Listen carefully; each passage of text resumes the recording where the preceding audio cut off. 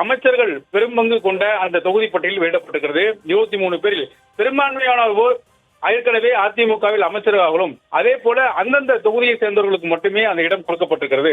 தொகுதி மாற்றி யாருக்கும் கொடுக்கப்படவில்லை. அதன் அடிப்படையிலே கரூர் தொகுதியை பொறுத்தவரைக்கும் எம்.ஆர். விஜயபாஸ்கர் அவர்களும், ஜோலார்பேட்டையில் முன்னாள் அமைச்சர் கே.சி. வீரமணி அவர்களுக்கும், தற்போது திருப்பத்தூர் மாவட்டத்துடைய செயலராக இருக்கிறார், அவருக்கு அந்த வாய்ப்பு கொடுக்கப்பட்டிருக்கிறது. பவானியை பொறுத்த வரைக்கும் கே.சி. கருப்பன், அதாவது ஈரோடு புறநகர் கிழக்கு மாவட்ட செயலராக இருக்கிறார், அவருக்கு அந்த வாய்ப்பு கொடுக்கப்பட்டிருக்கிறது. 2026 சட்டமன்ற தேர்தலில் பவானி சாகரில் கே.சி. கருப்பணன் அவர்கள் போட்டியிடுகிறார். அதே போல திருப்பரங்குன்றத்தில் முன்னாள் அமைச்சர் மாவட்ட செயலராக இருக்கக்கூடிய ராஜன் செல்லப்பா அவர்கள் போட்டியிடுவதாக சொல்லப்படுகிறது. அவர் மதுரை மாவட்டத்துடைய புறநகர் கிழக்கு மாவட்ட செயலராக இருக்கிறார். கலசப்பாக்கத்தை பொறுத்த வரைக்கும் அக்ரி எஸ்.எஸ். கிருஷ்ணமூர்த்தி அவர்கள் போட்டியிடுகிறார். அதிமுகவுடைய விவசாய பிரிவு செயலராக இருக்கக்கூடிய கலசப்பாக்கம் கிருஷ்ணமூர்த்தி அவர்களுக்கு போட்டியிட வாய்ப்பு கொடுக்கப்பட்டிருக்கிறது. மதுரவாயலை பொறுத்த வரைக்கும் பெஞ்சமின், முன்னாள் தொழிலாளர்துறை அமைச்சராக கூடிய பெஞ்சமின் அவருக்கு அந்த வாய்ப்பு கொடுக்கப்பட்டிருக்கிறது. திருவள்ளூருடைய மத்திய மாவட்டத்தினுடைய செயலராக இருக்கக்கூடிய பெஞ்சமின் முன்னாள் அமைச்சராக இருக்கிறார், அவருக்கு அந்த வாய்ப்பு கொடுக்கப்பட்டிருக்கிறது. அதே போல சிவகாசியை பொறுத்த வரைக்கும் ராஜேந்திர பாலாஜி அவர்களுக்கு மீண்டும் அந்த வாய்ப்பு கொடுக்கப்பட்டிருக்கிறது. முன்னாள் பால்வளத்துறை அமைச்சராக இருக்கக்கூடிய இருந்த ராஜேந்திர பாலாஜி அவர்களுக்கு மீண்டும் அந்த வாய்ப்பு கொடுக்கப்பட்டிருக்கிறது. விருதுநகர் மேற்கு மாவட்டத்தினுடைய செயலராக இருக்கிறார், அவருக்கு அந்த வாய்ப்பு கொடுக்கப்பட்டிருக்கிறது.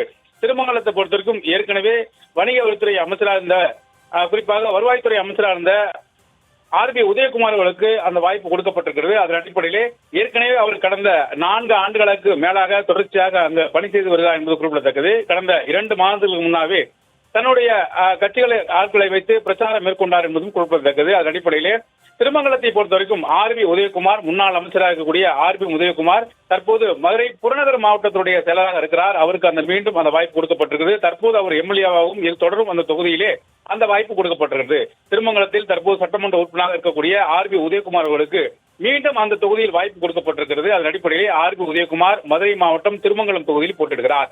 கோவில்பட்டியை பொறுத்த வரைக்கும் கடம்பூர் ராஜ் அவர்கள் தற்போது சட்டமன்ற உறுப்பினராக இருக்கிறார், தூத்துக்குடி வடக்கு மாவட்டத்தினுடைய செயலராக இருக்கிறார். கோவில்பட்டியினுடைய சட்டமன்ற உறுப்பினராகவும் அவர் தற்போது இருக்கும் நிலையில் தற்போது மீண்டும் அவருக்கு வாய்ப்பு கொடுக்கப்பட்டிருக்கிறது. முன்னாள் அமைச்சர் கடம்பூர் ராஜ் அவர்களுக்கு கோவில்பட்டியில் மீண்டும், தூத்துக்குடி மாவட்டம் கோவில்பட்டியில் மீண்டும் அவருக்கு வாய்ப்பு கொடுக்கப்பட்டிருக்கிறது. புதுக்கோட்டை மாவட்டத்தில் கூட விராலிமலை தொகுதியின் சட்டமன்ற உறுப்பினராக இருக்கக்கூடிய முன்னாள் மக்கள் நல்வாழ்வுத்துறை அமைச்சர் விஜயபாஸ்கர் அவர்களுக்கு மீண்டும் அதே தொகுதியில் வாய்ப்பு கொடுக்கப்பட்டிருக்கிறது. விஜயபாஸ்கரை பொறுத்தவரைக்கும் தற்போது அதே விராலிமலை தொகுதியில் தான் சட்டமன்ற உறுப்பினராக இருக்கிறார் என்பது குறிப்பிடத்தக்கது. மேலும் தொடர்ச்சியாக விராலிமலை தொகுதியில் வெற்றி பெற்று வருகிறார் என்பதும் குறிப்பிடத்தக்கது. அதன் அடிப்படையிலே புதுக்கோட்டை மாவட்டம் விராலிமலையில் டாக்டர் சி. விஜயபாஸ்கர் அவர்களுக்கு மீண்டும் அந்த வாய்ப்பு கொடுக்கப்பட்டிருக்கிறது. அதன் அடிப்படையில் அவர் தற்போது புதுக்கோட்டை மாவட்டத்தினுடைய வடக்கு மாவட்டத்தினுடைய செயலராகவும் இருக்கிறார் என்பது குறிப்பிடத்தக்கது.